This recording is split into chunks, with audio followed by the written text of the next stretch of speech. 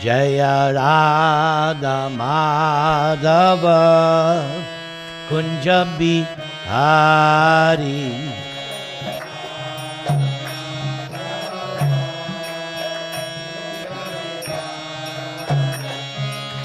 Gopi Janna Vallabha Girivaradhari.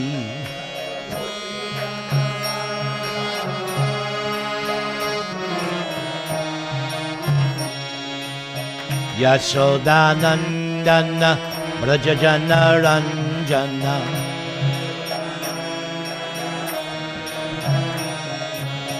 Yamuna Tira Vanachari.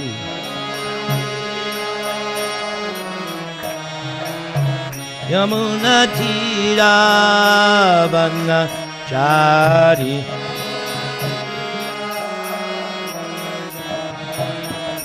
Jaya Radha Madhava Kunja Bihari.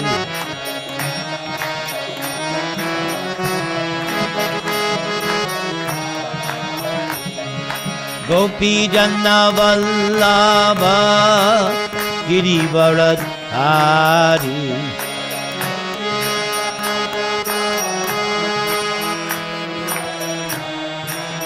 Yashodanandana Brajajana Ranjana.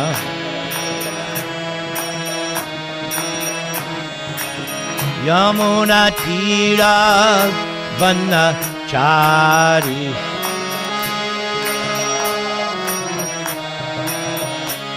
Hare Krishna, Hare Krishna, Krishna Krishna, Hare Hare, Hare Rama, Hare Rama, Rama Rama, Hare Hare.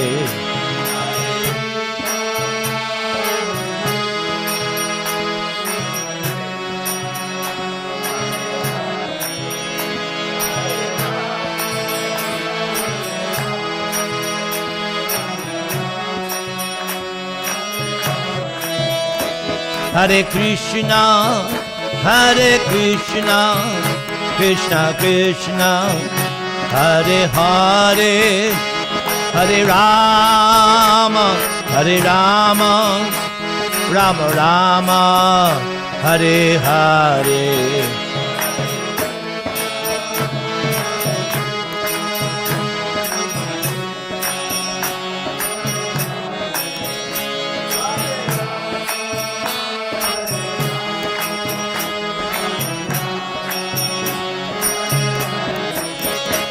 Hare Krishna, Hare Krishna, Krishna Krishna, Hare Hare, Hare Rama, Hare Rama, Rama Rama, Hare Hare.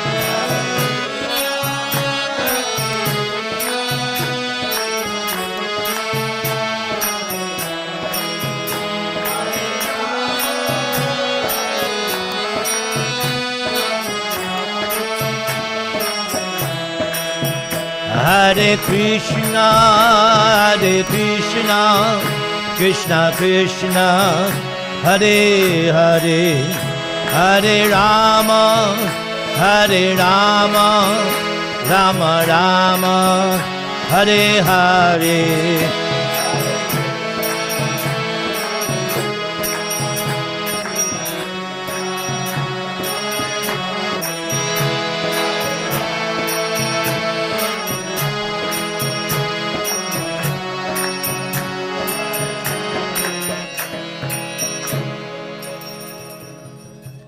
So here on, I'm going to answer your question, and my emphasis will be on your generation, because the other generation, they are what they are, and whatever I say isn't going to change anything.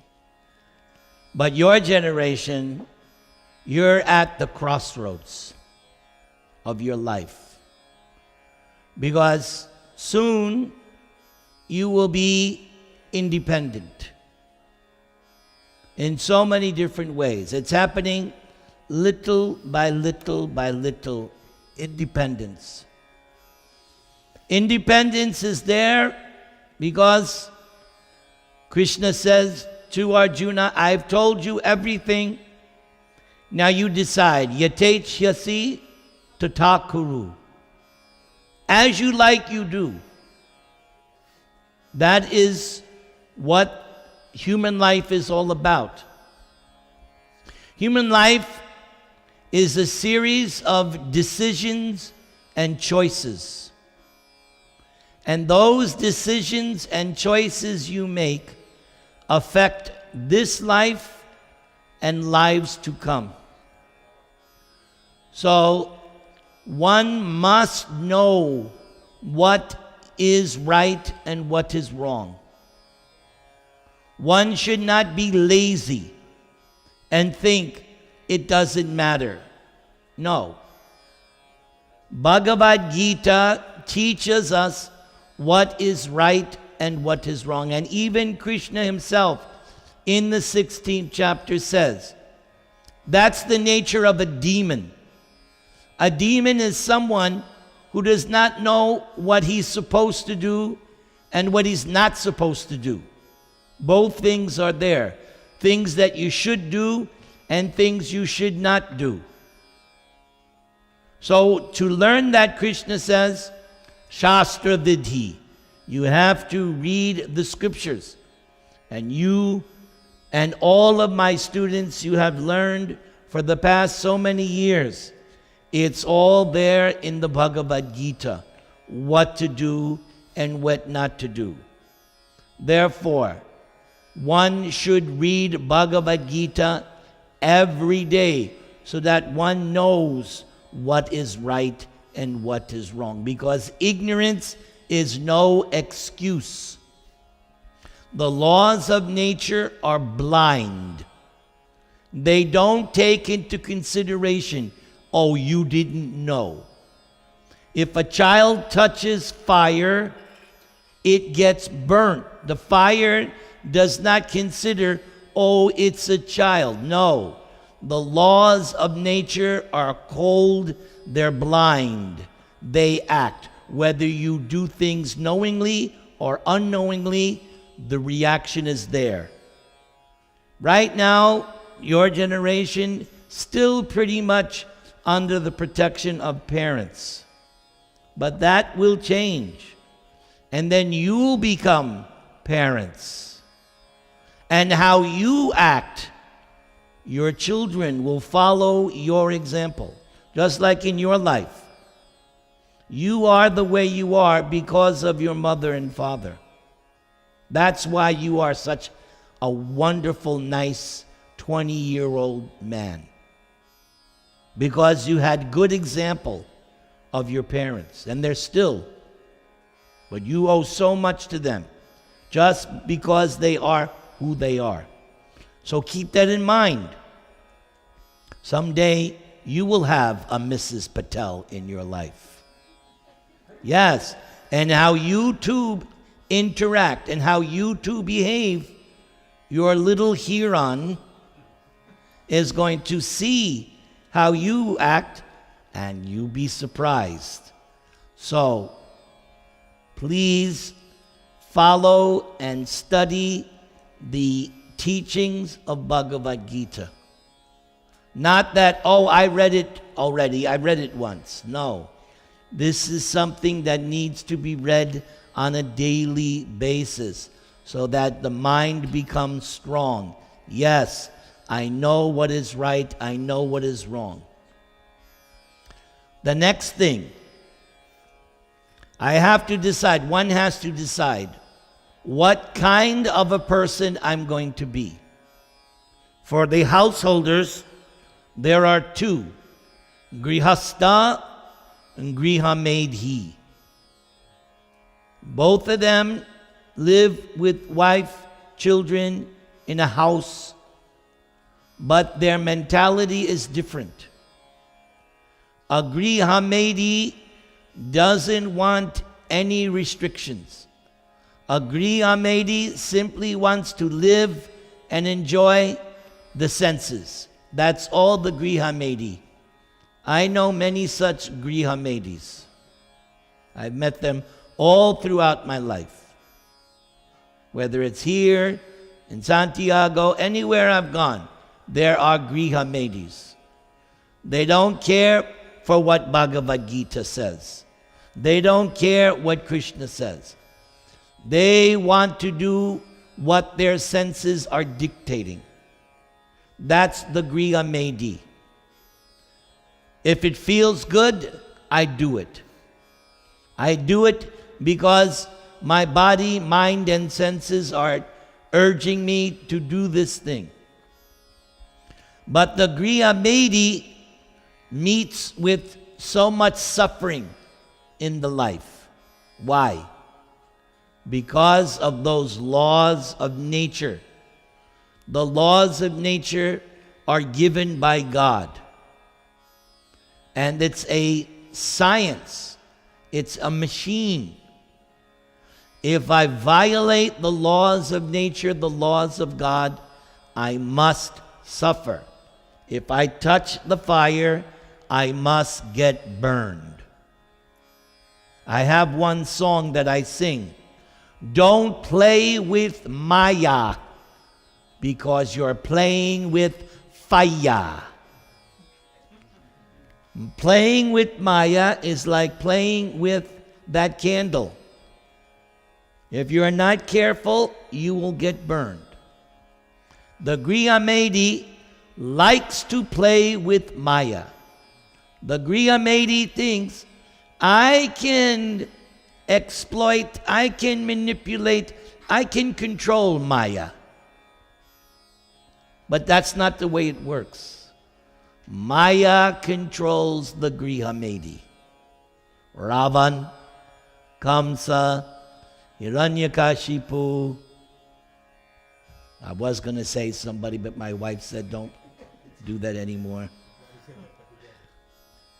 So, you're playing with Maya, but we learn from Bhagavad Gita.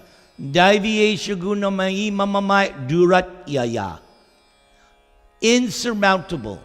You cannot control Maya. She's too powerful.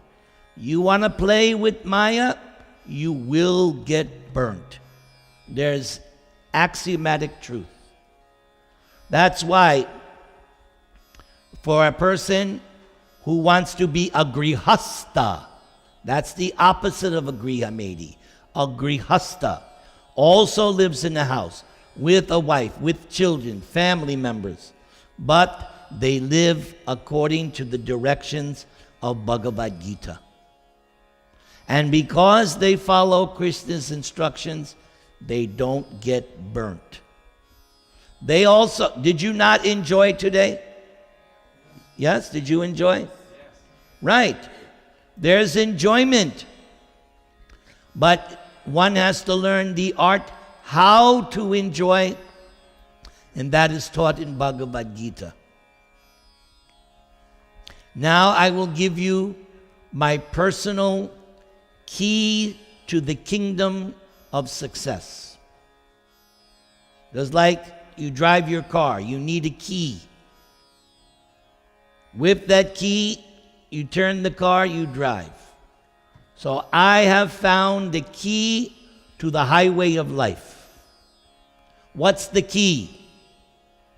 Tranadapi sunichena torod eva sahishnuna amanina manadena kirtaniya sadahari. The key, always remain meek and humble. Remaining meek and humble simply means I never forget who I really am. I am spirit, soul, eternal servant of Krishna. I may take the name of Prabhuji, or I may be a businessman, I may be a president, I may be this. We take on so many costumes in this world. But that's all right. That's inevitable. The material world's designed like that. You will also have to play the role of father. husband. It's a role. No different than any other acting role. But you can never lose sight. Although I'm playing this role, I play the role of Prabhuji. Right? Everybody comes up, Prabhuji, and I give the blessings. I'm just playing a role. And in all your jobs, you're playing a role. Engineer, doctor, lawyer, whatever. Housewife, father, husband, child. It's also a role. But I keep in mind, no matter what is my real identity? I am nothing more, nothing less than Krishna's insignificant eternal servant. That keeps me grounded. That keeps me from going crazy and getting caught up, because that is what happens in this material world. We get caught up in our role. We forget who we really are. We make bad decisions, and those bad decisions create a future problem for me, which I'll have to deal with. But if I always remain, no, I am only the eternal servant of Krishna, then you'll never become too entangled in this material world. Lord Chaitanya was speaking to the great Vallabhacharya in the Pushti Marg. Vallabhacharya, Gujaratis know about Vallabhacharya. So there were many incidents between Vallabhacharya and Lord Chaitanya. Interesting situations. And one time Vallabhacharya, he came to Lord Chaitanya and he said, "Oh, I have these faults, I have big ego." Lord Chaitanya said, "No. Whenever somebody is a scholar and a great devotee, there cannot be too much pride. So the key, remain meek and humble. Try to tolerate the ups and downs of this life." According to your mother, looks like you've already learned that. That's good. Don't lose it. Don't lose that. The ability to tolerate. We see there's somebody in the news every day. He can't tolerate anything. He's always blaming others for his mistakes. And he's always criticizing. Right? He can't admit any fault. Tolerate, remain humble, and offer respects to everyone, because everyone is the resting place of Krishna. Everyone. And don't worry about people praising you, worshiping you, acknowledging you, glorifying you. Don't worry about it. You follow this, you will sail. You will be in the diamond lane on the expressway of life, because that's the key to success. And chant, chant, chant. Not can't, can't, can't. Chanting. You are blessed. You like to do bhajan, yes? Never ever lose that. Because that, my friend, is how you are going to go back home, back to Godhead. You do this bhajan and develop more of a taste and try to do it more purely. Always chanting. The mood of the chanter is, I'm not doing this for any other reason but to please Radha and Krishna. That's why I'm doing it. Not to entertain, but I'm doing this for purification. Prabhupada writes in his books that, say somebody wants to write for Krishna. So the writer should not be concerned whether or not what I write gets published. The writer writes simply for purification. So your bhajan, do it simply for purification. All your desires will be fulfilled by your kirtan. All your desires. This will be your greatest therapy. When all else fails, you take a break from the world, call up your friends. Yes, you guys should stay together throughout your lives, your posse. Grow up, have families together, live on the same block. What do you think? You like that idea? Right? Have a little community. And every day you can do kirtan and bhajan together. Kirtan is the safest position in this material world. As far as you mentioned in the email, eating, you eat what you can offer to Krishna. Eat whatever you eat, make sure you offer it to Krishna. As far as your employment, I'm asked this question so many times. So sometimes people write me, Prabhu, should I go here? Should I take this job? Should I do this? I always tell them, you should make your decisions in life and judge it by how this move, how this decision is going to affect my daily hearing and chanting. Hearing and chanting about Krishna has to be there every day. You take a bath every day, yes?